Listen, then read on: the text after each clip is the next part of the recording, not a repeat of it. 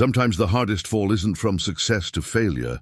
It's from being somebody to being nobody. 50-year-old Evan Pike knows this better than most, raising his daughter alone while mopping floors at the Grand Belmont Hotel, invisible to the wealthy guests who pass through its marble halls. When billionaire Lance Carroway throws hot coffee in his face during a conference, the crowd laughs as Evan walks away in silence. But minutes later, a market crash wipes out Lance's billion-dollar empire. His assets freeze, his reputation crumbles, and he's escorted out the back door where Evan still stands with his mop. Lance recognizes the janitor he just humiliated and learns a stunning truth. Evan once worked as a brilliant analyst until Lance's company destroyed his career years ago. What will happen when these two men face each other again? Before we jump back in, tell us where you're tuning in from. And if this story touches you, make sure you're subscribed because tomorrow I've saved something extra special for you. The alarm clock's harsh buzz cut through the pre-dawn darkness at 4:30 in the morning, the same as it had every workday for the past 7 years. Evan Pike's hand found the button by muscle memory, silencing the sound before it could wake Bridget in the next room. At 50 years old, his body protested the early hour more than it used to, joints stiff as he swung his legs out of bed and sat for a moment in the quiet. The apartment was small, just 2 bedrooms in a building that had seen better decades, but it was clean and it was theirs. Evan moved through his morning routine with the practiced efficiency of someone who had learned to make every minute count. Shower, shave, coffee brewing, while he dressed in the navy blue maintenance uniform with Grand Belmont Hotel embroidered over the pocket. The fabric was worn soft from countless washings, and there was a small stain near the hem that never quite came out, a reminder of a bleach spill from 2 years back. He stood at the kitchen counter, drinking his coffee black and strong, looking at the framed photograph on the wall. Patricia smiled out at him, holding newborn Bridget, her eyes bright with joy and exhaustion. The photo was 23 years old now, but Evan still said good morning to it every day. Patricia had been gone for 5 years, and the missing her had settled into something he carried like an old scar, always there, but no longer sharp enough to stop him from moving forward. On the small dining table sat evidence of Bridget's late-night study session, textbooks on social policy, a laptop with sticky notes covering its edges, empty tea mugs clustered near a stack of papers. His daughter was finishing her graduate degree in public administration, working toward something that mattered to her, helping people navigate systems that often seemed designed to keep them down. Evan felt a swell of pride every time he thought about it. She'd gotten her determination from Patricia and her sense of justice from both of them. He left a note on the counter, leftover chicken in the fridge. "Love you, Dad," and headed out into the cold morning air. The bus ride to the Grand Belmont took 40 minutes, winding through neighborhoods that shifted from working-class apartment complexes to tree-lined streets with restored brownstones, and finally to the glittering downtown corridor where the hotel rose like a cathedral to wealth. Evan watched the city wake up through the window, thinking about how he used to make this same journey in reverse, back when he wore suits instead of maintenance uniforms. 12 years ago, he'd been a senior data analyst at DataCore Solutions, a mid-sized firm that specialized in financial risk assessment. He'd been good at his work, better than good. He could see patterns in numbers that others missed, could build predictive models that saved clients millions. He'd had an office with a window, a salary that let Patricia stay home during her illness, and a pension that promised security. Then came the acquisition. Pinnacle Data Solutions, a name that meant nothing to him at the time, bought DataCore in what the business press called a strategic consolidation. What it really meant was that a larger predator had swallowed a smaller fish, extracted what it wanted and spit out the rest. Evan's entire department had been eliminated within 6 months. At 43, with a wife fighting cancer and a daughter in college, he'd suddenly found himself competing for jobs with people half his age who would work for half his former salary. The unemployment had stretched for 14 months. Their savings evaporated. The house went into foreclosure. Patricia's medical bills mounted, and the insurance from his old job ran out. By the time he finally found work, janitorial services at a downtown office building, they'd lost almost everything except each other. Evan shook off the memories as the bus pulled up to the Grand Belmont service entrance. Some things you couldn't change, only accept and move forward from. The Grand Belmont had been built in the 1920s, all Art Deco elegance and old money discretion. The guest areas gleamed with marble floors, crystal chandeliers, and the kind of understated luxury that whispered rather than shouted. The service areas, where Evan spent his days, were different. Concrete floors, fluorescent lighting, the mechanical hum of industrial laundry and kitchen exhaust systems. Two worlds existing in the same building, carefully separated. Antonio Reyes, head of maintenance, was already in the break room when Evan arrived, pouring coffee from the ancient machine that somehow kept running despite all logic. At 58, Antonio had worked at the Grand Belmont for 33 years, starting as a night porter and working his way up. His face was weathered, his hands calloused, but his eyes were kind. "Morning, Evan," Antonio said, handing him a cup. "Big day today. Global Economic Summit starts this morning. Hotels fully booked with VIPs and their people. More work for us," Evan said with a slight smile. "Always is." Antonio checked the assignment board. "Got you on executive floors today, 6th through 9th. Conference rooms need to be spotless before the morning sessions." Phyllis Washington pushed through the door, still pinning her name tag to her hotel manager's blazer. At 52, she'd been at the Grand Belmont almost as long as Antonio, and she ran the night shift with firm efficiency tempered by genuine care for her staff. "Morning, gentlemen," she said, grabbing her own coffee. "Fair warning, we've got some high-maintenance guests in this week. Carroway Capital has the entire 8th floor. Lance Carroway himself is in the presidential suite."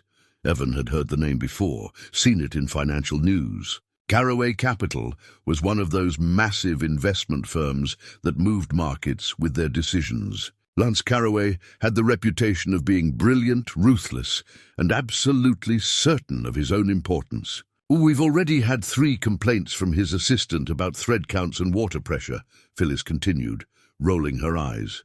"Just stay professional and stay out of their way. These types don't like to remember the help exists."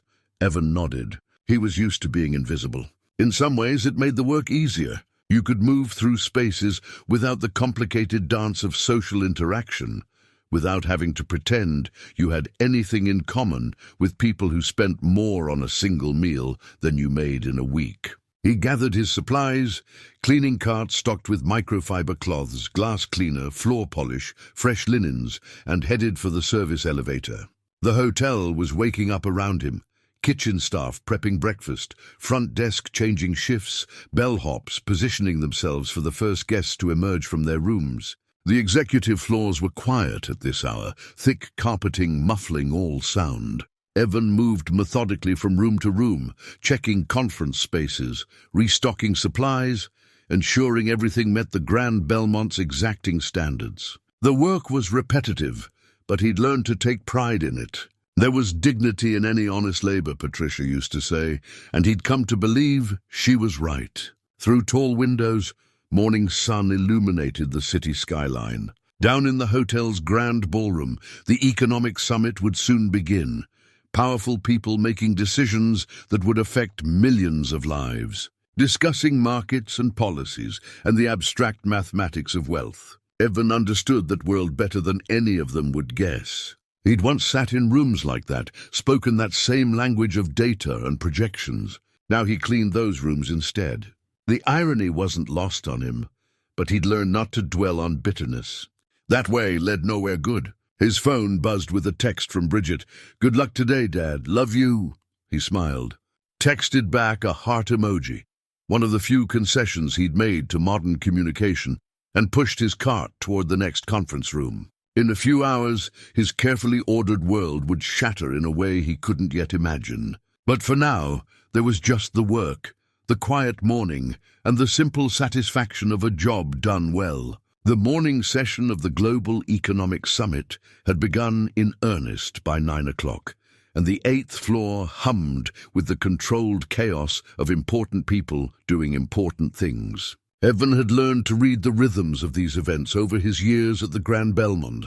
The sharp click of expensive shoes on marble, the low murmur of deal-making in hallways, the particular tension that came from gatherings where billions of dollars hung on handshakes and casual conversations. He was working his way down the corridor, methodically checking that each conference room had fresh water pitchers, clean glassware, and adequate supplies. The attendees barely registered his presence, walking past him as if he were another piece of furniture. Evan had grown accustomed to this. There was almost a freedom in invisibility.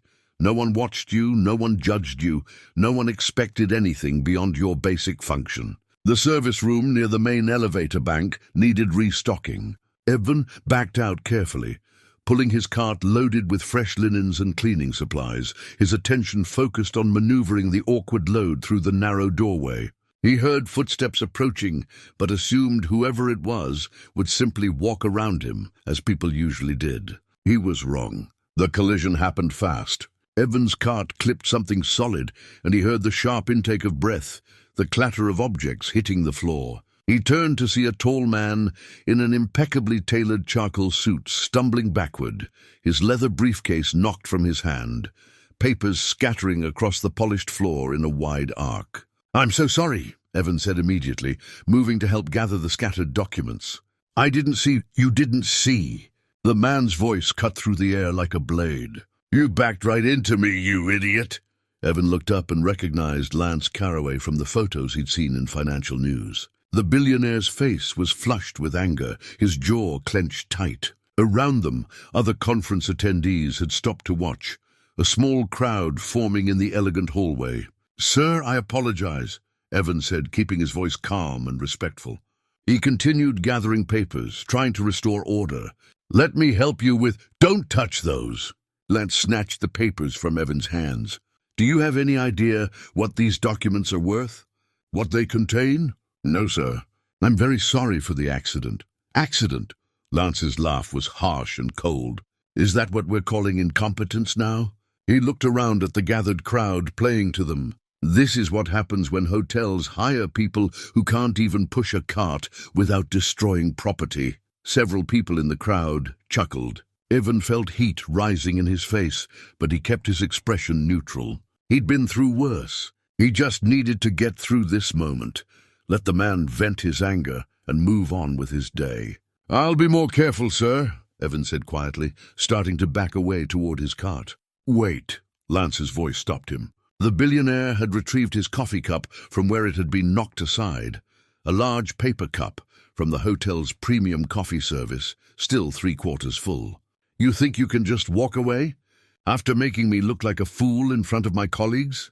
Evan's stomach tightened. He recognized something dangerous in Lance's tone, an edge that went beyond simple anger into something more personal, more vindictive. "Sir, I've apologized. I don't want any trouble." "Trouble?" Lance stepped closer, his voice dropping to something almost intimate in its cruelty. "You want to know about trouble? Let me show you what trouble looks like for invisible people who can't do their jobs properly." The coffee hit Evan's face in a hot, shocking wave. The liquid burned his skin, running down his cheeks and neck, soaking into his uniform. The crowd gasped, some in shock, others in something that sounded uncomfortably like laughter. Evan stood frozen, the humiliation more scolding than the coffee itself. Lance tossed the empty cup at Evan's feet. "Clean that up. It's what you're good for."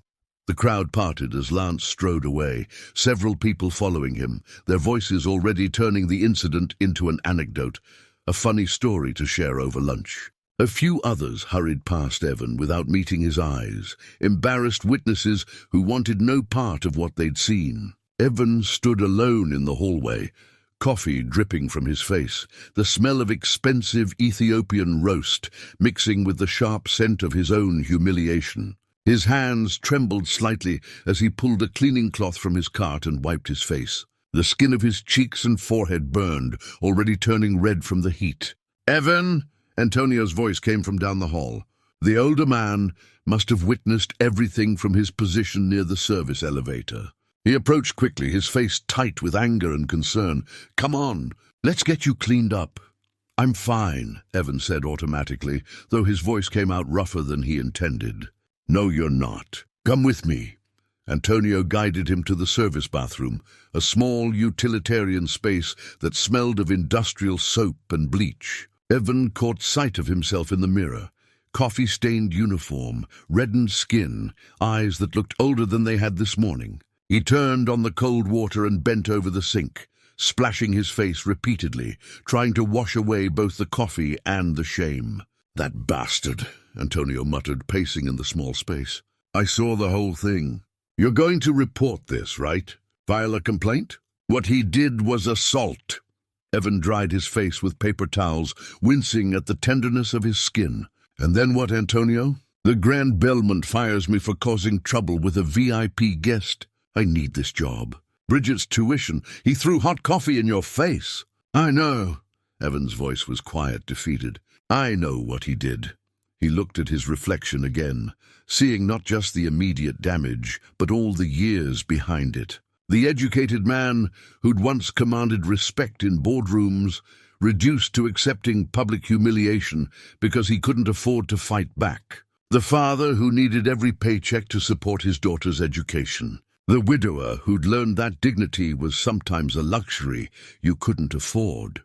"I'm going to finish my shift," Evan said finally. "Can you get me a clean uniform from the laundry?" Antonio's face showed his disappointment, but he nodded. "Yeah, I'll get you one." He paused at the door. "For what it's worth, you handled that with more class than that rich piece of garbage will ever have." After Antonio left, Evan stood alone in the bathroom, the fluorescent light humming overhead. His face throbbed. His pride felt bruised in a way that went deeper than skin. But beneath the humiliation, something else stirred, a memory of a name he'd heard years ago, in another life. Pinnacle Data Solutions. Lance Carroway's shell company network included Pinnacle. Evan was almost certain of it. He'd read about Carroway Capital's structure in financial journals back when he still followed such things, back when he'd cared about the machinery of high finance. The same company that had destroyed his career, taken his pension, left him scrambling for survival. It was part of Lance Carroway's empire. The irony was almost too perfect to be real. The man who'd just humiliated him was, indirectly, responsible for putting him in this position in the first place. Evan splashed more cold water on his face and tried to push the thought away. Knowing didn't change anything. It didn't give him power or options. It just made the burn go deeper. Evan returned to work in a fresh uniform, the coffee-stained one bundled into a plastic bag that he'd deal with later. Antonio had wanted him to take the rest of the day off, but Evan had refused. Sitting at home would just give him time to replay the humiliation in his mind, to feel the burn of those laughing faces watching his degradation. At least working gave him something concrete to focus on. He moved through his tasks with mechanical precision, avoiding the 8th floor entirely. The conference rooms on the lower levels needed attention, and he threw himself into the work, polishing brass fixtures until they gleamed, ensuring every surface was spotless, finding comfort in the simple logic of cause and effect. Apply effort, see results. It was more straightforward than anything else in his life right now. Antonio found him around 10:30, restocking supplies in a 6th-floor storage closet. The older man's expression was troubled, and he kept glancing at his phone. "You okay?" Evan asked, noting the distraction. "Something's happening," Antonio said. "Stock market's going crazy. Started about 20 minutes ago." Evan felt a distant curiosity, but nothing more. The stock market's movements had stopped mattering to him years ago, when he'd lost everything he had invested. "Rich people's problems," he said quietly. "Maybe." Antonio showed him his phone screen, though the numbers and ticker symbols meant little without context. "But the hotel staff group chat is blowing up. Something about a major financial scandal breaking." Before Evan could respond, Phyllis appeared at the end of the hallway, moving faster than her usual measured pace. Her face was flushed, and she was staring at her own phone with an expression of shock. "You two need to see this," she said, slightly breathless. She held out her phone, and Antonio and Evan crowded around to look. The screen showed a news alert. Breaking, whistleblower report exposes massive fraud at Carroway Capital. CC freezes assets, criminal charges expected.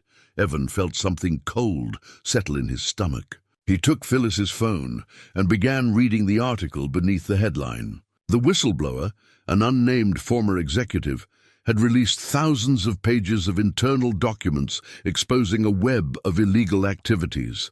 Offshore accounts hiding taxable income, insider trading schemes, shell companies used to manipulate markets and destroy competitors, systematic fraud that had netted billions over the past decade. "Lance Carroway," Phyllis said unnecessarily. "The same guy who's staying here. The one who—" She stopped, glancing at Evan with sympathy. Word had already spread about the coffee incident. Evan continued reading, his analyst's mind automatically processing the information, seeing patterns and connections that others might miss. The article mentioned several shell companies by name, entities that Carroway Capital had used to acquire and strip assets from smaller firms. Then he saw it, Pinnacle Data Solutions. The name jumped out at him like a shout in a quiet room. His hands tightened on the phone, and he had to read the paragraph 3 times to make sure he wasn't imagining it. Pinnacle Data Solutions, one of Carroway's most aggressive acquisition vehicles, specialized in hostile takeovers of mid-sized analytics firms. The company would acquire targets, extract valuable intellectual property and client lists, then systematically eliminate existing staff to maximize profit margins. Former employees describe a pattern of predatory business practices that destroyed careers while enriching Carroway personally. The storage closet suddenly felt too small. Evan handed the phone back to Phyllis, his mind racing through memories he'd tried to bury. 7 years ago, when Datacore Solutions had been acquired. The acquirer had been Pinnacle Data Solutions, a name that meant nothing to him at the time. Just another corporate entity in a landscape of mergers and consolidations. Lance Carroway had destroyed his career. Not indirectly, not through some complicated chain of corporate decisions, directly. Pinnacle was Lance's company, and the acquisition that had cost Evan everything had been orchestrated by the same man who'd thrown coffee in his face this morning. "Evan?" Antonio's voice seemed to come from far away. "You okay?" "You look pale." "I'm fine," Evan said automatically. Then more honestly, "No, I'm not fine." He told them about Pinnacle, about the acquisition that had eliminated his department, about being 43 years old with a dying wife and suddenly no income, no pension, no future in his field. He told them about the year of unemployment, the foreclosure, the desperate scramble for any work that would pay the bills. Phyllis's eyes widened with understanding and anger. "That son of a— the same company," Antonio said slowly, shaking his head. "The same man who destroyed your life threw coffee in your face this morning." The three of them stood in silence for a moment, processing the cruel symmetry of it. Evan felt something building in his chest, not quite satisfaction, not quite anger, something more complicated. Justice, perhaps, though he'd learned not to trust that word. His phone buzzed. A text from Bridget. "Dad, are you okay? There's a video going viral of some rich jerk throwing coffee at a hotel worker. People are saying it's you." Evan's stomach dropped. Of course, someone had filmed it. Everyone had phones out at these events, documenting everything, turning life into content. He texted back quickly, "I'm fine. It was nothing." "Don't worry." Her response came immediately. "Nothing? Dad, I'm coming to the hotel." "No, I'm working." "I'm fine. I promise. We're talking about this tonight." Evan pocketed his phone and looked at Antonio and Phyllis. "The video's online." Phyllis was already searching, and within seconds she found it. Multiple versions had been posted to various social media platforms, each with thousands of views already. The video showed everything: Evan's apology, Lance's cruel performance for the crowd, the coffee thrown in his face, the laughter. The comments ranged from outraged to cynical, but they all agreed on one thing. It was clear evidence of casual cruelty from someone who believed his wealth put him above basic decency. "This is assault," Phyllis said firmly. "You could press charges. Especially now with all this other stuff coming out about him. What good would that do?" Evan asked. He's already facing criminal charges for fraud. My complaint would just get lost in the noise. It's not about noise, Antonio said. It's about holding him accountable for what he did to you. But Evan was thinking about something else. The news article had mentioned that the SEC was freezing Carroway Capital's assets, that criminal charges were expected within days. Lance Carroway's empire was collapsing in real time, brought down not by victims seeking revenge, but by the simple weight of his own corruption. Sometimes, Evan thought, the world had its own way of delivering justice. Not always, and often not fast enough, but occasionally the arc of consequences bent in the right direction. His phone buzzed again. This time it was a news alert. Markets in free fall as Carroway Capital scandal spreads. Billions wiped out in morning trading. Evan looked at the alert, then at his coffee-stained uniform in the plastic bag, then at his reflection in the polished brass of a nearby fixture. The same man who'd humiliated him this morning was watching his entire world crumble. Within hours, possibly minutes, Lance Carroway would go from untouchable billionaire to criminal defendant. And Evan would still be here, mopping floors and restocking conference rooms, continuing the life he'd rebuilt from nothing. Somehow, that felt like its own kind of victory. The Grand Belmont had transformed into something resembling a war zone by early afternoon, though the battles were fought with phones and laptops rather than weapons. Conference sessions had been abandoned as attendees clustered in small groups, watching market tickers on their devices, making urgent calls, their faces ranging from shocked to calculating as they tried to understand the implications of Carroway Capital's collapse. Evan was assigned to the executive floors again, though Antonio had offered to switch his assignment. Evan had declined. Running from Lance Carroway now felt like giving the man more power than he deserved. Besides, Evan was curious in a detached way, like someone watching a building burn from a safe distance. The 8th floor, Lance's territory, was in chaos. Men and women in expensive suits rushed in and out of the presidential suite. Lawyers, obviously, along with public relations people and financial advisors, all speaking in urgent, hushed tones. The door to Lance's suite stood open, and through it, Evan could hear fragments of desperate conversations. You need to get ahead of this narrative. SEC is freezing everything, including personal accounts. Criminal liability is almost certain at this point. Evan moved quietly along the hallway, replacing towels in a supply closet, his presence as invisible as always. But he listened, his analyst's mind processing the information, understanding the implications in ways these highly paid advisors might not fully grasp. The whistleblower report had been comprehensive, methodical, devastating. Whoever had compiled it knew exactly where all the bodies were buried. Through the open door, he caught glimpses of Lance pacing, phone pressed to his ear, his earlier arrogance replaced by something that looked like panic. The man's tie was loosened, his hair disheveled, his voice rising and falling with urgency. I don't care what it costs, just get it done. Those accounts were completely legal. You're my lawyer, make this go away. But some things, Evan knew, couldn't be made to go away. Not when the evidence was overwhelming, not when federal prosecutors smelled blood in the water. He continued his rounds, cleaning rooms that no one was using because everyone was too distracted by the unfolding catastrophe. Near the service elevator, he encountered Preston Vale, the hotel's general manager, speaking in low tones with someone from hotel security. Can't exactly ask him to leave, Preston was saying. He's paid through the week. Actually, sir, the security officer said, checking his tablet, his credit cards are being declined. All of them. Corporate accounts too. Preston's eyebrows rose. He can't pay? Looks like everything's frozen. The SEC moved fast. Evan paused, pretending to check his supply cart while he absorbed this information. Lance Carroway, who this morning had wielded his wealth like a weapon, couldn't even pay his hotel bill. The reversal was so complete, so sudden, that it almost didn't seem real. His phone buzzed. Bridget calling this time instead of texting.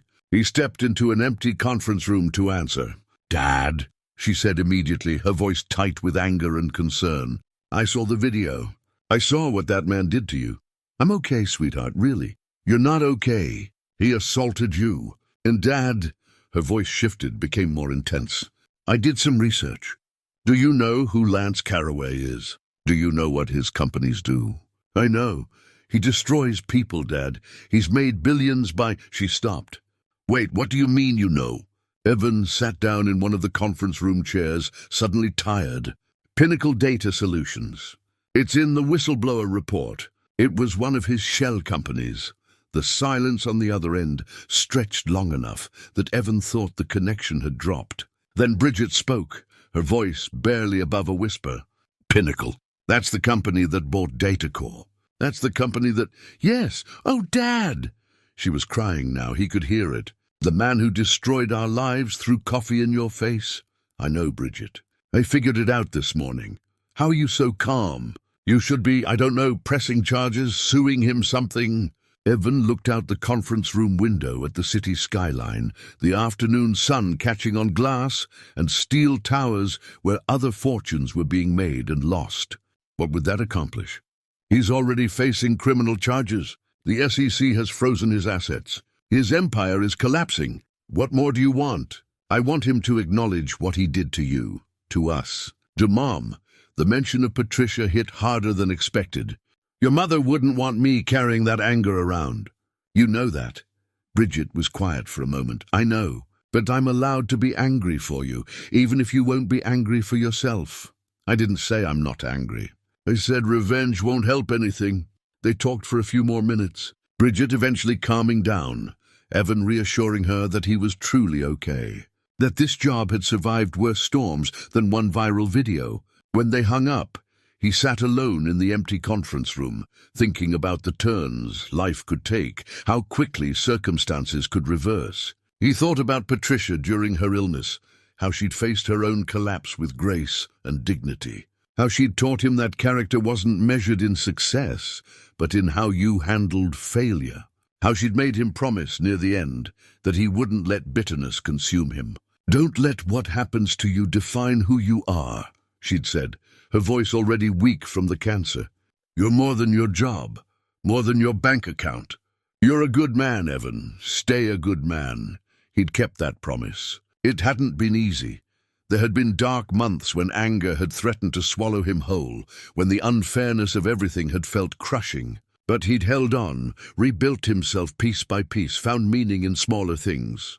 Being there for Bridget, showing up for work every day, treating people with respect regardless of their station. And now Lance Carroway, who'd never learned those lessons, was discovering what happened when your entire identity was built on wealth and power that could vanish overnight. Evan stood up, straightened his uniform and headed back to work. As he pushed his cart down the hallway, he passed the presidential suite again. The door was still open, and this time he saw Lance clearly, slumped in a chair, head in his hands, the picture of a man whose world had just ended. Their eyes met for a brief second.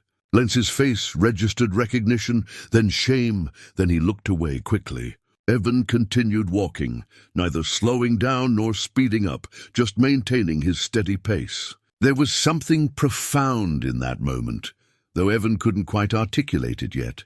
Two men whose lives had intersected twice now, once when Lance had unknowingly destroyed Evan's career, and once when he'd knowingly humiliated him. And now both of them were here, in this hallway on the same floor of the same hotel, separated by nothing but circumstance and choices. Evan thought about what Bridget had said, about wanting Lance to acknowledge what he'd done. Maybe acknowledgement would come, or maybe it wouldn't. Either way, Evan would continue being the person he'd chosen to become. Someone who found dignity in honest work, who measured worth in character rather than bank accounts, who understood that revenge and justice weren't the same thing. Some lessons, he thought, you couldn't teach. People had to learn them through their own falls. 2 days had passed since the coffee incident, and the Grand Belmont felt like a different world. The economic summit had effectively dissolved, attendees cutting their stays short and fleeing back to their offices to manage the fallout from Carroway Capital's implosion. The ripple effects were spreading. Other firms with ties to Lance's network were under investigation. Market volatility had reached crisis levels, and financial news channels were running continuous coverage of what they were calling the biggest fraud scandal of the decade. Evan watched it all from his unique vantage point, moving through the hotel's spaces like a ghost, hearing conversations that people assumed were private because they didn't register his presence. He learned things that wouldn't hit the news for hours or days, which executives were panicking, which ones were quietly celebrating a competitor's downfall, which ones were checking their own practices to make sure they wouldn't be next. The 8th floor had become Lance Carroway's prison. Federal marshals had appeared yesterday afternoon, serving warrants and seizing documents, phones, laptops, anything that might contain evidence. They'd been professional but thorough, transforming the presidential suite into a crime scene. Lance had watched it all happen, his earlier bluster completely gone, replaced by the hollow-eyed shock of someone whose reality had fundamentally shifted. Preston Vale, the hotel manager, had pulled Evan aside that morning with an uncomfortable request. "I need you to be extra professional on the executive floors," Preston had said, not quite meeting Evan's eyes. "I know what happened with the coffee incident, and believe me, if it were up to me, Carroway would have been asked to leave immediately. But we're in a delicate situation here." "I understand," Evan had said simply. "Do you? Because the hotel ownership is concerned about liability. If anything happens, if there's any confrontation between you and him, it could complicate things legally for us." What Preston meant, but didn't say, "Don't make trouble.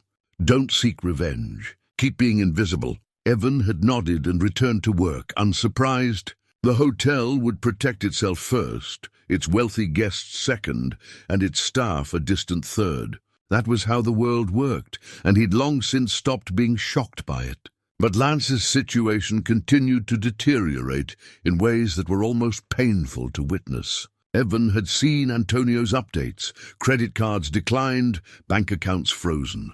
Calls from desperate family members and former associates, all going unanswered or rejected. The man who'd commanded rooms through sheer force of wealth and personality now couldn't even order room service. On his lunch break, Evan sat in the staff cafeteria with Antonio and Phyllis, half watching the financial news playing on the wall-mounted television. The coverage showed photos of Lance from better times, at charity galas, accepting business awards, shaking hands with politicians. The contrast with the broken man Evan had glimpsed in the hallway was stark.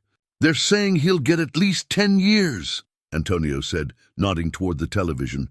"Maybe more, depending on what else they find." "Good," Phyllis said firmly. "Man like that deserves whatever he gets." Evan picked at his sandwich, not particularly hungry.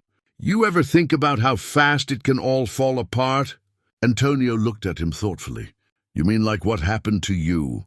"I mean for anyone. This morning, Lance Carroway was a billionaire. Now he's a defendant. 7 years ago, I was a respected analyst. Then I wasn't. How much of what we think is stable is really just good luck that hasn't run out yet?" "That's a dark way of looking at it," Phyllis said. "Maybe, but it's true, isn't it? We tell ourselves we're in control, that success comes from hard work and smart choices. But sometimes you do everything right and still lose everything." Antonio was quiet for a moment. "You sound like you're feeling sorry for him." "No," Evan said slowly. "Not sorry exactly, but I remember what it feels like when your world collapses. The disorientation, the way everyone looks at you differently, how fast people disappear from your life." "He brought it on himself," Phyllis insisted. "You didn't. You lost your job because of corporate greed. He's losing everything because he broke the law."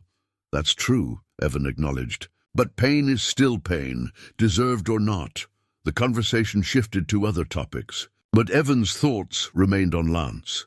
He'd observed the man over the past 2 days, noting the subtle changes, the way Lance flinched when his phone rang, the defeated slope of his shoulders, the growing desperation in his voice during calls with his lawyers. What struck Evan most was the isolation. Lance's entourage had melted away within hours of the scandal breaking. The people who'd laughed at his cruel jokes, who'd competed for his attention, who'd treated him like royalty, all gone. The man was alone in a way that went beyond physical solitude. That evening, Evan was restocking supplies on the 8th floor when he heard raised voices from Lance's suite. The door was cracked open, and he could see Lance arguing with a well-dressed woman who was probably another lawyer. "No one is willing to post bail," she was saying, her tone professional but firm. "Your assets are frozen, your family won't return my calls, and frankly, Mr. Carroway, you're considered a flight risk." "I have nowhere to go." Lance's voice cracked. "Everything I own is tied up in, I'm aware. That's why the court won't grant bail. You'll likely be taken into custody within the next 48 hours. Can't you?" Lance stopped, seemed to deflate. "Never mind.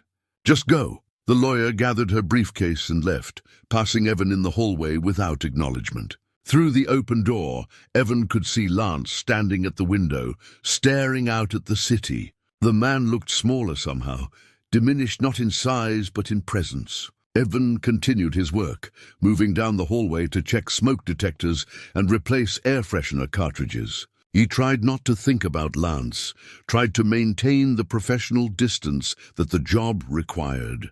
But he kept remembering Patricia's words from her final weeks. Everyone deserves compassion, even the people who don't deserve compassion. That's what makes us human. His phone buzzed. A text from Bridget. "Want company for dinner? I can bring takeout. That would be nice. Home by 6. He finished his shift methodically, checking every item off his task list, ensuring everything was properly stocked for the night crew.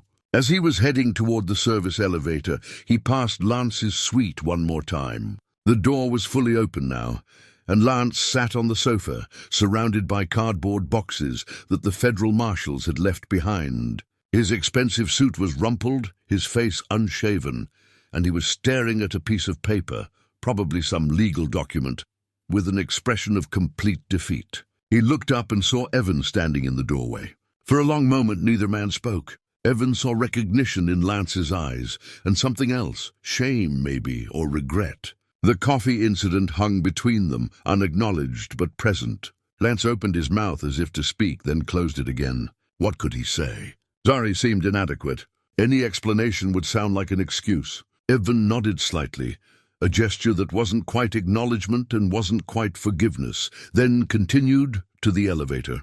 Some conversations, he thought, happened without words. The next morning was Evan's scheduled day off, and he woke without an alarm, the luxury of sleeping until 6:30, feeling almost decadent. Bridget had stayed over, sleeping on the couch after their dinner the previous night. They'd talked for hours about everything and nothing, her graduate program, her anxieties about the job market, whether she should apply for positions here or consider moving to another city for better opportunities. Evan had listened mostly, offering guidance when asked, proud of the thoughtful, principled young woman she'd become. She'd inherited Patricia's sharp mind and his own tendency toward careful analysis. But she had something neither of them possessed, an unshakable belief that the world could be made more just, more equitable, if enough people tried hard enough. He made coffee quietly, not wanting to wake her, and took his cup to the small balcony that overlooked the street. The morning was cool and clear, the city stirring to life below. From here, he couldn't see the Grand Belmont, but he thought about it anyway, wondered if Lance was awake in his suite, staring at his own uncertain future. Evan had been thinking about Patricia a lot these past few days. Not the sick Patricia of those final months, but the vibrant woman he'd married, the one who'd challenged him to be better than he thought he could be. She'd been a social worker, spent her career helping people navigate systems designed more to exclude than include. She'd seen the worst of human behavior, but somehow maintained faith in human potential. He remembered a conversation from years ago, before either of them could have imagined how their lives would change. They'd been watching news coverage of some corporate scandal, executives being led away in handcuffs, and Patricia had said something that stuck with him. Those men probably started out wanting to do good. Somewhere along the way, they convinced themselves that the rules didn't apply to them. That's the real tragedy. Not that they fell, but that they forgot who they were supposed to be. Was that what had happened to Lance? Had he started out as someone different, someone better, before wealth and power eroded whatever moral foundation he'd once possessed? The door opened behind him, and Bridget emerged, wrapped in a blanket, her hair disheveled from sleep. "Morning, Dad," she said, settling into the other chair with her own cup of coffee. "You're thinking too hard. I can tell, just reflecting. About him. The coffee guy?" Evan smiled slightly at the nickname. "Among other things." "I've been reading about him," Bridget said. "Not just the scandal stuff, his background. Did you know he grew up poor? Like, really poor. His dad was a mechanic, his mom cleaned houses. He put himself through community college, then transferred to a state university. Worked 3 jobs to pay for it. I didn't know that. Makes you think, doesn't it? He clawed his way up from nothing just like you did.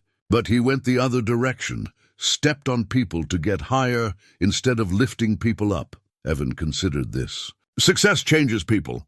Sometimes it shows you who they really are. Sometimes it makes them forget. Which do you think happened with him?" "I don't know. Maybe both." Evan sipped his coffee, watching a bus rumble past on the street below. "When I lost my job, I had you and your mother. I had a reason to keep going that was bigger than myself. Maybe Lance never had that. Maybe success became the only thing he had to hold on to, and he'd do anything to keep it. That doesn't excuse what he did to you, to all those other people. No, it doesn't, but understanding isn't the same as excusing." They sat in comfortable silence for a while, the way only family can. No pressure to fill the quiet with unnecessary words. Eventually Bridget spoke again, her voice softer. "I've been thinking about Mom a lot lately. What she'd say about all this. She'd probably tell me to forgive him. Would you? Could you?" Evan thought about the question seriously. "I don't know if forgiveness is something you decide to do, or something that happens to you over time. What I do know is that carrying anger hasn't helped me. It didn't change what happened to us. It didn't bring your mother back, or restore my career. All it did was make me heavier. So you just let it go? Let him off the hook?" "He's not off the hook. The law is taking care of that. But what he did to me, to us, I can't keep holding on to it. It's like drinking poison and waiting for him to die." Bridget smiled slightly. "Mom used to say that. I know. She was right about most things." They spent the rest of the morning together, making breakfast, talking about lighter topics, pretending for a few hours that the world was simpler than it was. Eventually, Bridget had to leave for an afternoon class, and Evan was left alone with his thoughts again. He walked to the cemetery, something he did on most of his days off. Patricia was buried in a modest plot in a well-maintained municipal cemetery. Her headstone, simple granite with her name, dates, and the line she'd chosen herself. She helped people find their way. Evan sat on the bench near her grave, as he always did, and talked to her as if she could hear him. "I don't know what to do about this situation," he admitted. "Part of me wants to just ignore it, let justice run its course, move on with my life. But another part keeps thinking that maybe there's something more here, some lesson I'm supposed to learn or teach." The breeze rustled through the trees overhead, carrying the scent of fresh-cut grass. Evan closed his eyes and tried to imagine what Patricia would say. She'd probably ask him questions instead of giving answers. That had been her way. She'd push him to examine his own motivations, to think beyond his immediate feelings to what kind of person he wanted to be. "You told me not to let bitterness take root," he said aloud. "But what about justice? What about accountability? Where's the line between forgiveness and allowing bad behavior to continue?" No answer came, of course. The dead kept their wisdom to themselves. But sitting there, in the peaceful silence of the cemetery, Evan felt something shift in his thinking. Patricia hadn't told him not to seek justice. She told him not to let bitterness consume him.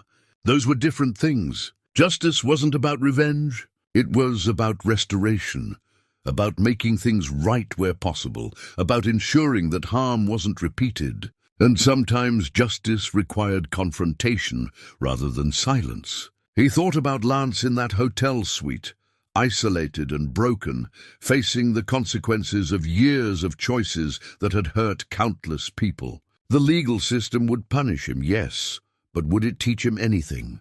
Would he emerge from prison understanding the human cost of his actions, or would he just be bitter about getting caught?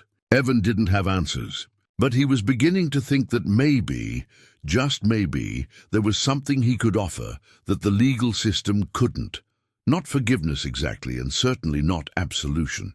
But perhaps something else, a mirror held up to show Lance who he'd become, and who he still might choose to be.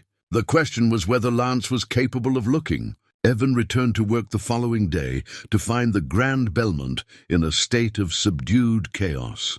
Preston Vale was in the lobby, speaking tersely with hotel security, while several federal marshals stood nearby, their presence turning heads among the remaining guests. The economic summit was officially over, but its aftermath lingered like smoke after a fire. Antonio caught Evan in the service hallway before his shift officially began. "They're evicting him today," Antonio said quietly. "Carroway.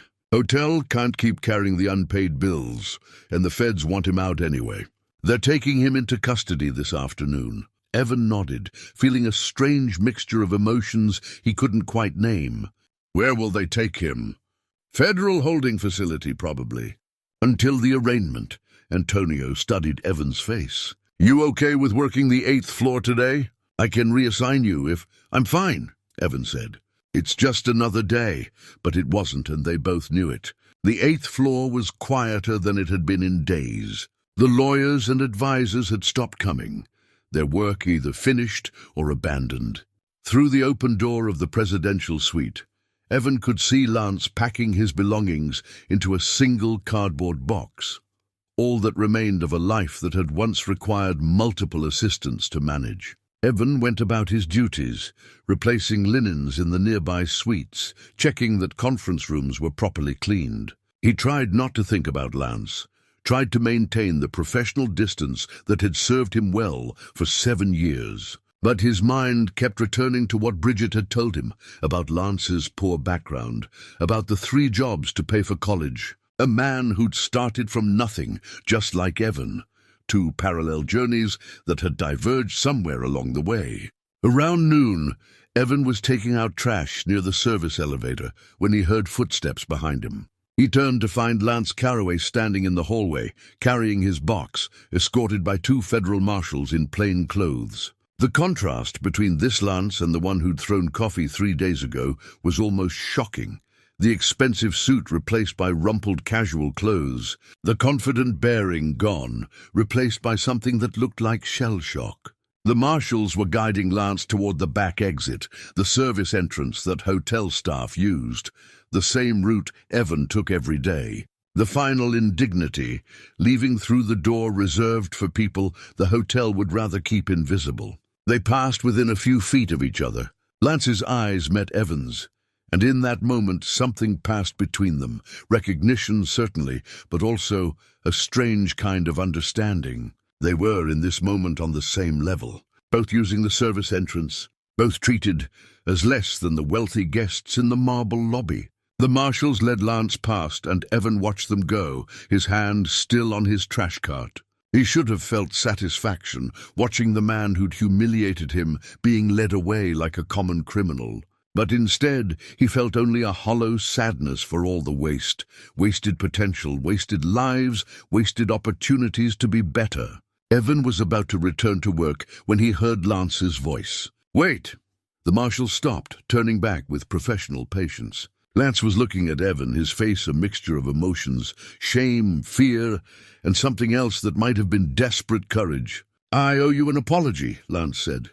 His voice was rough, lacking the polished confidence Evan had heard in the hallway 3 days ago. "For the coffee." He stopped, seemed to struggle with words. "For everything." One of the marshals shifted impatiently. "Mr. Carroway, we need to move." "Just a moment, please."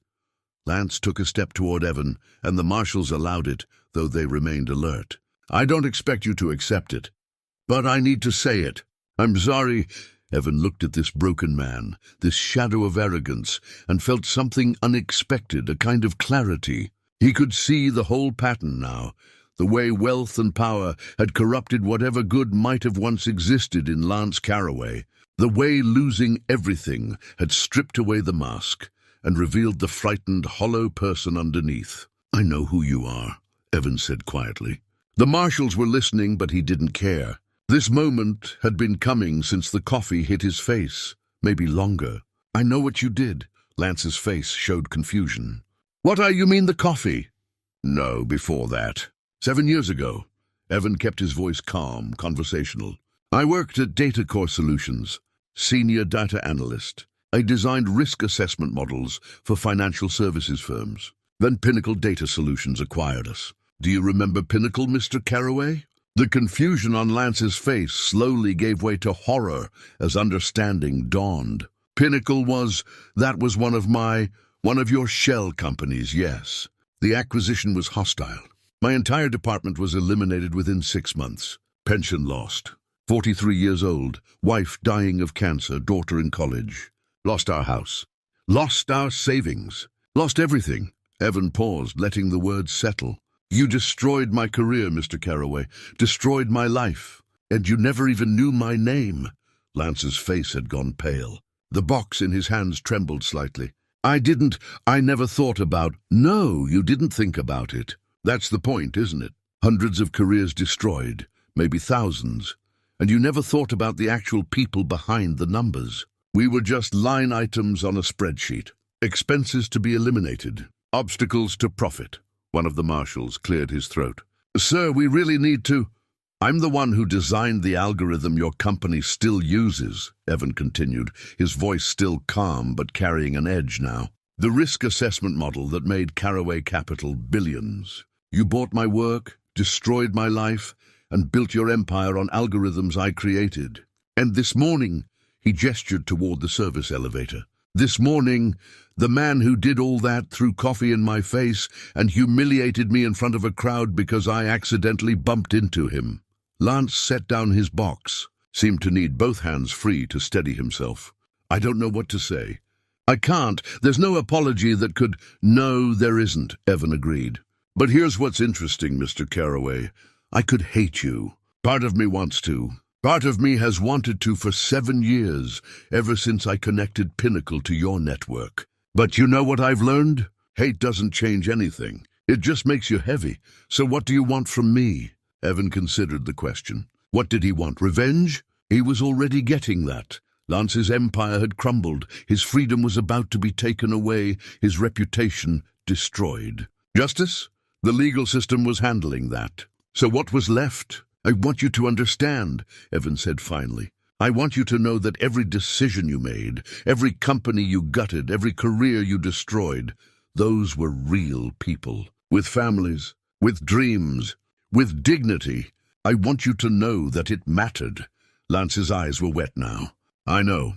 I'm starting to understand that. Too late, but I understand."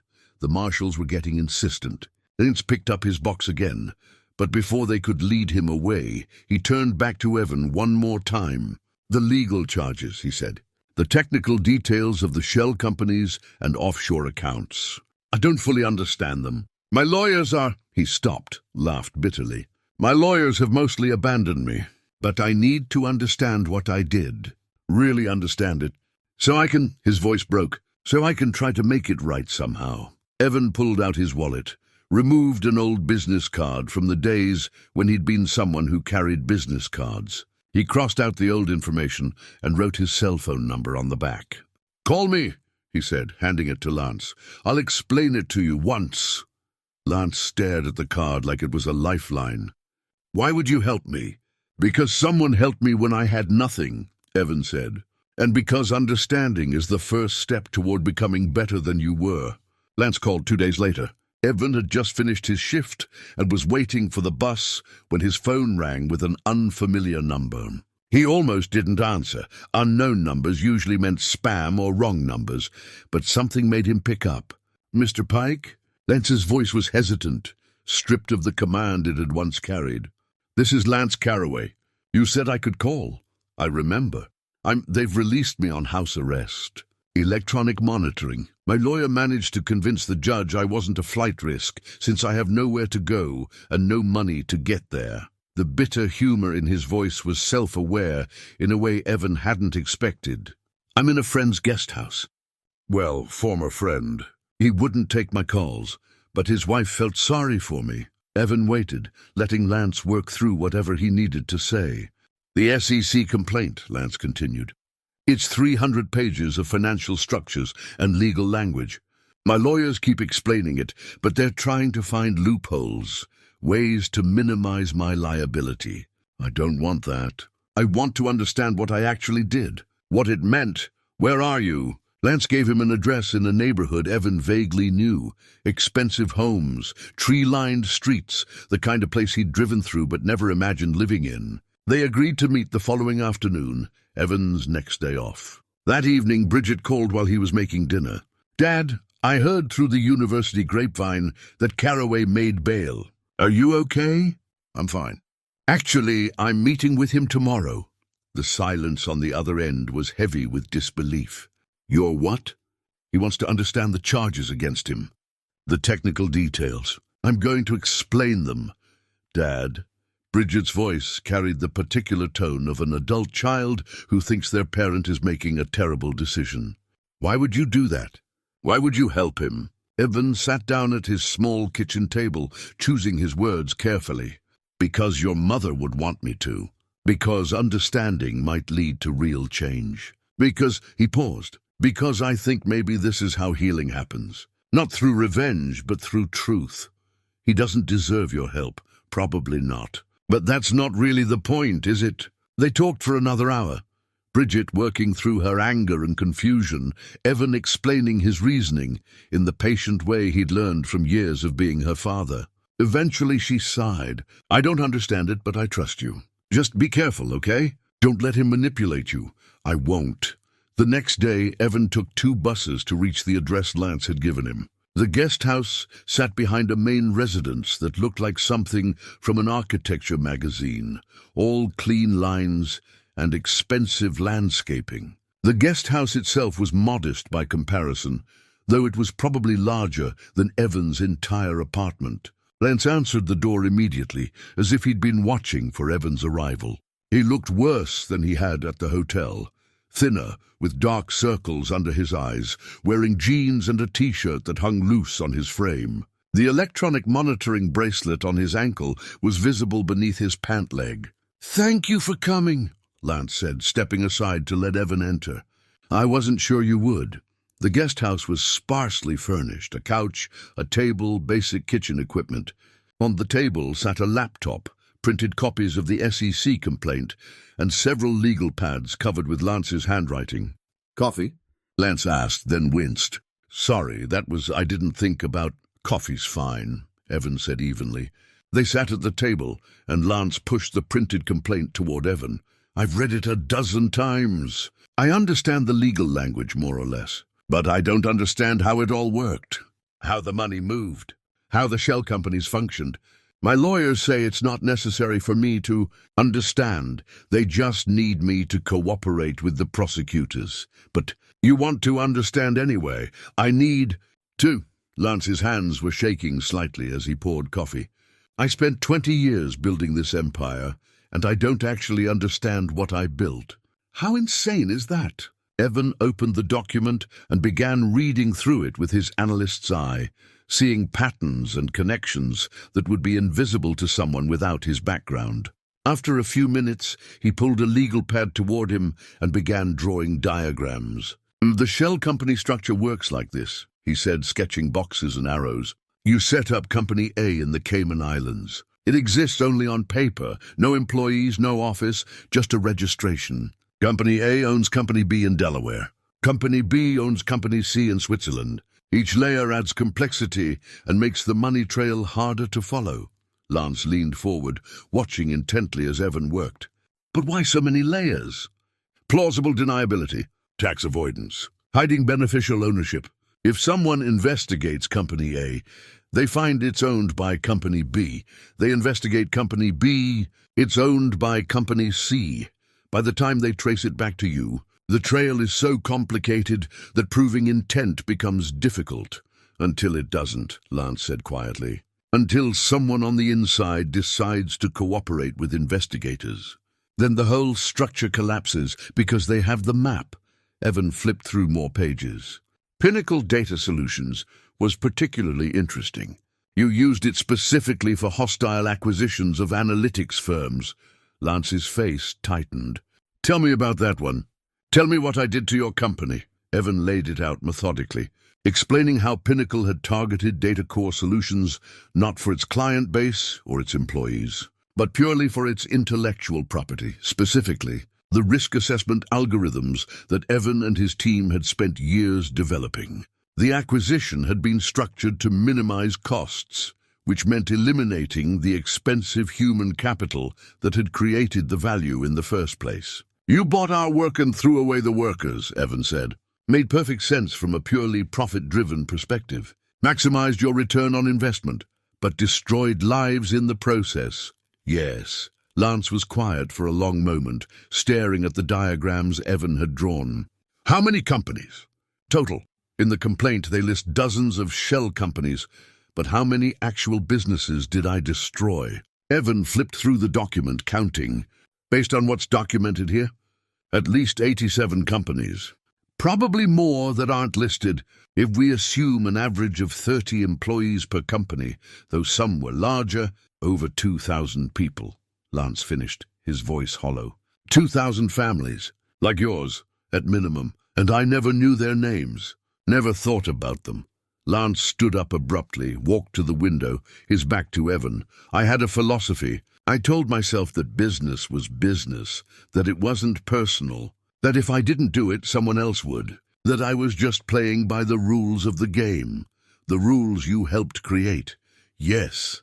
Lance turned back, his face twisted with something that might have been anguish. "I lobbied for deregulation, funded politicians who would relax oversight, hired lawyers to find loopholes and accountants to exploit them.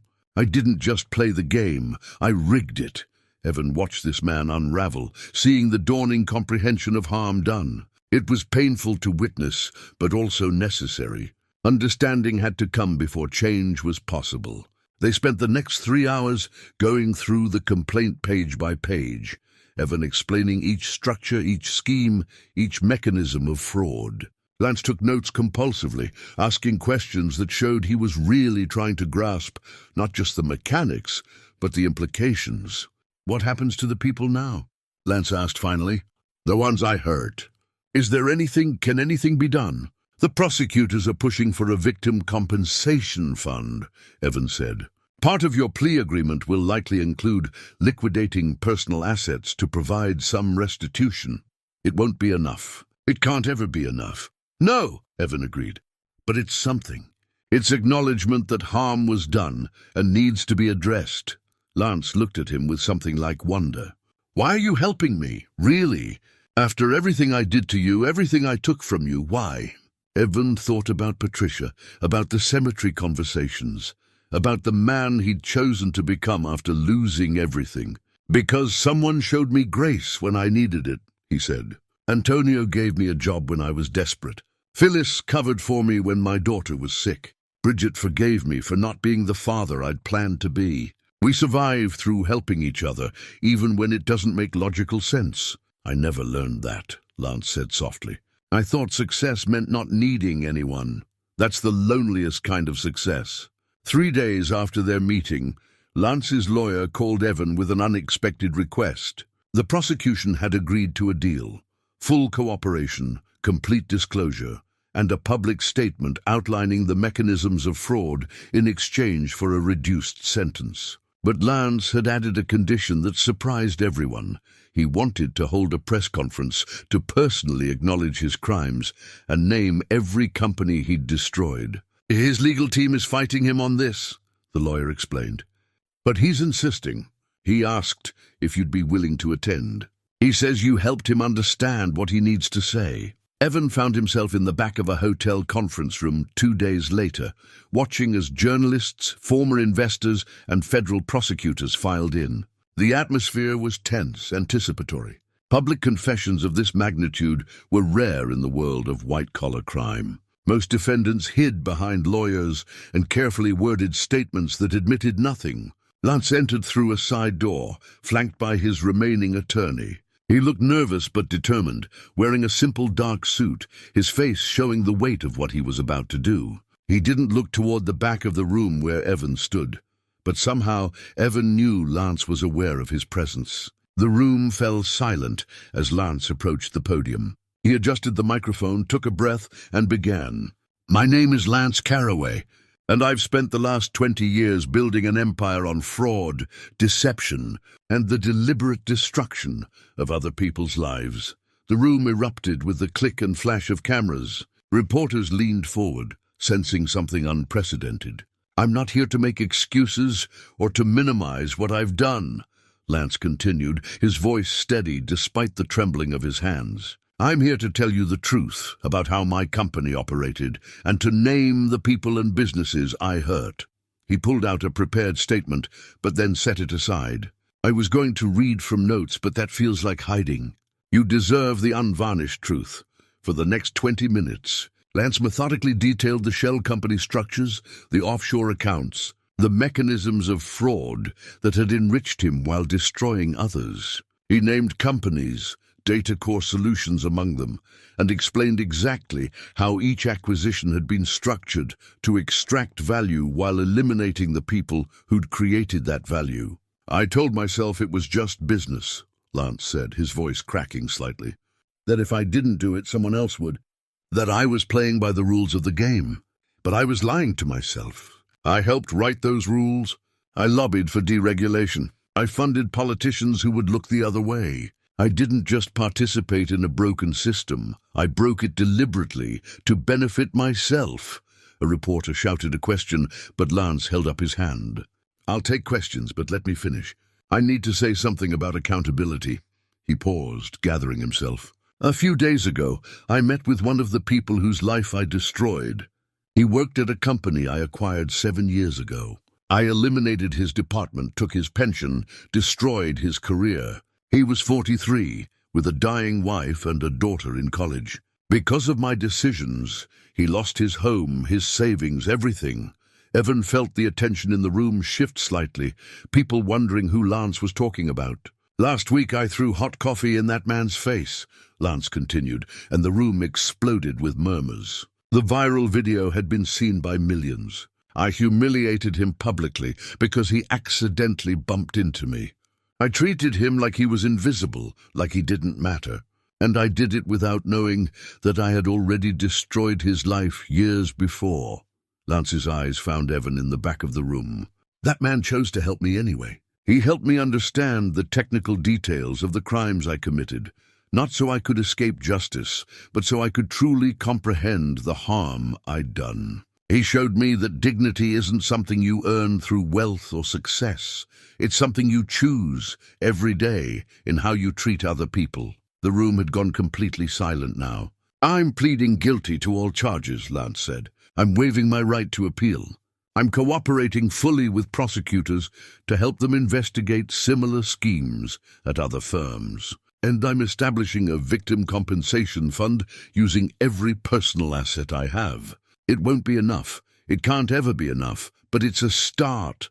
Questions erupted from the reporters, a cacophony of voices demanding details, asking about specific accusations, pressing for more information. Lance answered each one honestly, not hiding behind legal language or corporate doublespeak. He named names, admitted to practices that would likely add years to his sentence, refused to deflect or minimize. One reporter asked the question Evan had been expecting: "What changed your mind? What made you decide to cooperate so completely?" Lance was quiet for a moment, considering. "I met someone who had every reason to hate me and chose compassion instead. He showed me there's another way to be human. That character isn't about success or wealth. It's about how we respond when we have the power to harm or help. I spent 20 years choosing harm. I'm going to spend the rest of my life trying to choose differently." The press conference lasted another 30 minutes, but Evan slipped out before it ended. He'd heard what he needed to hear, seen what he'd come to see. Lance's transformation might not be complete. Real change took years, not days, but it had begun. The acknowledgement of harm, the acceptance of consequences, the commitment to do better, those were the necessary first steps. His phone buzzed with a text from Bridget, watching the press conference. "I can't believe what he's saying." "I can't believe you helped him say it," Evan texted back. "Sometimes the hardest thing is also the right thing. Mom would be proud of you." Those words hit harder than Evan expected. He stood in the hotel hallway, blinking back unexpected tears, thinking about Patricia and the lessons she'd taught him about grace and forgiveness and the long, difficult work of remaining human in a world that often rewarded cruelty. Lance emerged from the conference room 20 minutes later, surrounded by lawyers and federal agents. He saw Evan waiting and stopped, despite the objections of his handlers. "Thank you," Lance said simply. "Don't thank me yet," Evan replied. "The hard part comes next, living with what you've learned." "I know." Lance glanced at the agents, waiting to escort him away. "But at least now I know what I need to live with. That's something." They shook hands. Two men who'd started from similar places and taken radically different paths, now meeting again at a crossroads neither could have imagined. The press conference became national news within hours. Clips played on every financial channel, the story trending across social media, legal experts analyzing Lance's unprecedented admission of guilt. The consensus was clear. This level of public accountability was almost unheard of in corporate fraud cases. Evan returned to work the next day to find himself something he'd never wanted to be: visible. "That was you," Phyllis said when she saw him in the break room. "The man he talked about in the press conference. The one whose life he destroyed." Word had spread through the hotel staff overnight. People looked at Evan differently now, not with pity, but with a kind of respect that made him uncomfortable. Antonio clapped him on the shoulder, his eyes bright with emotion he didn't try to hide. "You helped him do the right thing," Antonio said. "After everything he did to you." "I helped him understand what he did," Evan corrected. "He chose to do the right thing." That was his decision, but the attention continued. News reporters called the hotel, asking for interviews. Evan's old business card photo from Datacore Solutions appeared in articles about the Carroway scandal, identifying him as the maintenance worker whose compassion sparked a billionaire's confession. The viral video of the coffee incident was replayed endlessly, now contextualized with the fuller story. Bridget drove in that evening, bringing dinner and sitting with him in his small apartment while they watched the news coverage together. "They're calling you a hero," she said, gesturing at the television where a commentator was praising Evan's extraordinary grace under pressure. "I'm not a hero. I just talked to him." "You did more than talk, Dad. You showed him another way." "That matters." The real impact became clear over the following weeks. Lance's cooperation led to a broader investigation of industry practices. The firms came under scrutiny, their own shell company networks exposed. Reforms were proposed: stronger regulations, better oversight, protection for whistleblowers. The conversation had shifted from individual criminality to systemic problems. And then the letter arrived. It came in a plain envelope, forwarded through Lance's lawyer to Evan's home address. Inside was a handwritten note on simple paper, no expensive letterhead, no corporate branding, just Lance's careful script. "Dear Evan," it began, "I'm writing from the federal holding facility where I'm awaiting sentencing. My lawyer says I'm looking at 5 to 7 years, possibly more. I've accepted this. I need to face the consequences of what I've done. But I wanted you to know what's happened since the press conference. The Victim Compensation Fund is being established. My remaining assets, the ones not seized by the government, are being liquidated. It won't fully compensate everyone I hurt, but it's something. My lawyer estimates you'll receive approximately 40% of what you lost in pension and salary. Not full restitution, but acknowledgement. More importantly, the prosecutors have asked me to work with them on a broader investigation. They want to use my knowledge of industry practices to identify and stop similar schemes at other firms. I've agreed. It's the least I can do. I've also started teaching here, helping other inmates understand financial literacy, how to avoid predatory lending, how to build credit responsibly. It's strange to be on this side of it, trying to help people protect themselves from people like I used to be. But it feels right. It feels like maybe I'm finally doing something that matters. I think about that moment in the hallway a lot. When you could have walked away, could have laughed at my downfall, could have done nothing. Instead, you offered help. You showed me that grace isn't about deserving it, it's about choosing to give it anyway. I can't undo the harm I've caused. I can't give you back the years you lost or bring back your wife or restore what should have been. But I can try to be better than I was. I can try to help others avoid becoming what I became. I can spend whatever time I have left trying to add something good to the world, instead of just taking from it. Thank you for seeing me as a human being when I had stopped seeing others that way. Thank you for the mirror you held up, even when it was painful to look. Thank you for choosing compassion when you had every right to choose anger. I'm going to try to deserve it. Not for you, I understand that ship has sailed, but for myself and for everyone whose lives I can still touch in a positive way. With gratitude and respect, Lance. Evan read the letter twice, then set it on his kitchen table and stared at it for a long time. Bridget picked it up, read it silently, then looked at her father with tears in her eyes. He's really changed, she said softly. Maybe, or maybe he's just beginning to change. Real transformation takes years, not weeks. But you believe he means it. Evan thought about the man in the guest house, struggling to understand the harm he'd caused. About the press conference, where Lance had stripped away every defense and stood naked before his accusers. About the choice to cooperate fully, to teach others, to try to make amends even when it couldn't be enough. I believe he wants to mean it, Evan said.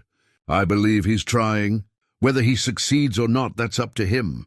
But the trying matters. News came a week later that Lance had been sentenced to 5 years in federal prison with credit for cooperation. The Victim Compensation Fund had been approved, with disbursements beginning within 90 days. Evan would receive a check for $38,000. Not everything he'd lost, but enough to ease the financial pressure that had defined his life for 7 years. More than the money, though, there was something else. A sense that the story had found its proper ending, not in revenge or bitterness, but in the harder work of understanding, accountability, and the possibility of redemption. Patricia would have approved, Evan thought.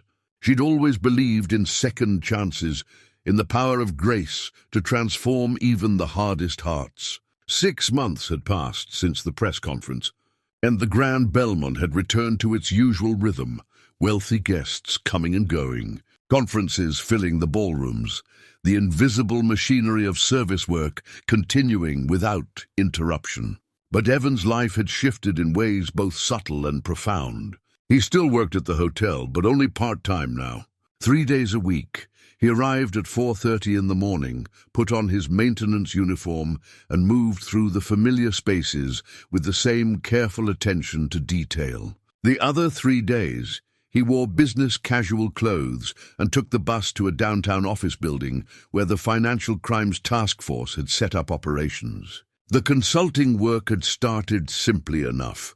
Prosecutors needed someone who could explain complex financial structures to juries in plain language. Evan's background as an analyst, combined with his ability to break down complicated concepts, made him valuable. The work paid modestly but fairly, and more importantly, it meant something. He was helping protect others from the kind of predatory practices that had destroyed his own career. "You're good at this," Special Agent Victoria Chen had told him after his first expert testimony. "Have you considered doing it full-time?" Evan had smiled and shaken his head. "I like the balance. The hotel work keeps me grounded, reminds me where I've been." The compensation fund check had arrived 3 months ago. $38,000 deposited into his account, the largest sum he'd seen since before Patricia's illness. He'd paid down debt, set aside money for emergencies, and donated $5,000 to a non-profit that helped displaced workers retrain for new careers. The rest he'd saved, a cushion against future uncertainty. Bridget had graduated the previous month, her master's degree in public administration complete. She'd accepted a position with a workers' rights organization, helping people navigate unemployment benefits, fight wrongful termination, and understand their legal protections. Evan had attended her graduation ceremony, bursting with pride as she walked across the stage, thinking about how Patricia would have glowed with joy. "I learned from the best," Bridget had told him afterward, hugging him tight. You showed me that dignity isn't something that can be taken away. It's something you carry with you. No matter what, Lance's letters arrived monthly now, always handwritten, always honest about the difficulties of prison life and the ongoing work of transformation. He wrote about the financial literacy classes he taught, about helping other inmates prepare for release, about the slow process of understanding the full weight of his actions. Evan replied occasionally, brief notes of encouragement, never promising more than he could give. The broader investigation that Lance's cooperation had sparked was still ongoing. Several other executives had been indicted. Regulatory reforms were working through Congress, and the conversation about corporate accountability had shifted in meaningful ways. Evan knew that systems changed slowly, that one scandal wouldn't fix everything. But it was movement in the right direction. On a Thursday morning, Evan's day off, he took the bus to the cemetery, as he did most weeks. The weather was clear and cool, early autumn touching the leaves with gold. He sat on his usual bench near Patricia's grave and talked to her about everything that had happened.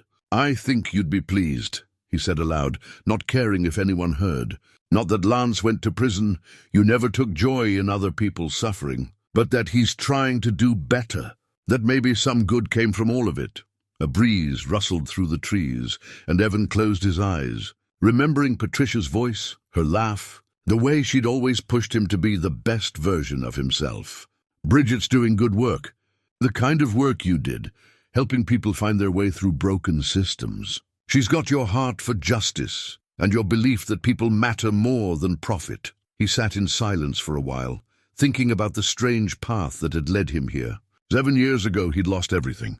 7 days ago, no, that wasn't right. 7 months ago, he'd been humiliated by a man who'd already destroyed his life once. And now he was whole again, not because he'd recovered everything he'd lost, but because he'd learned what actually mattered. That afternoon, Evan returned to the Grand Belmont for his shift.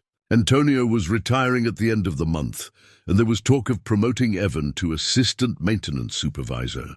He hadn't decided yet whether to accept. The position would mean more responsibility, better pay, but less time for the consulting work.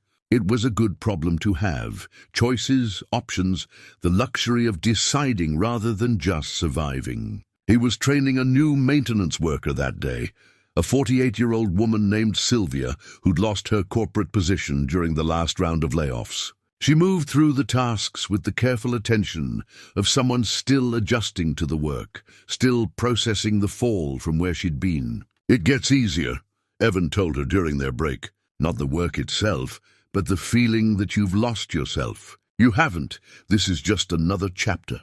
Sylvia's eyes were bright with unshed tears. "I keep thinking about my old office, my old title. Everything I used to be." "You're still that person," Evan said gently.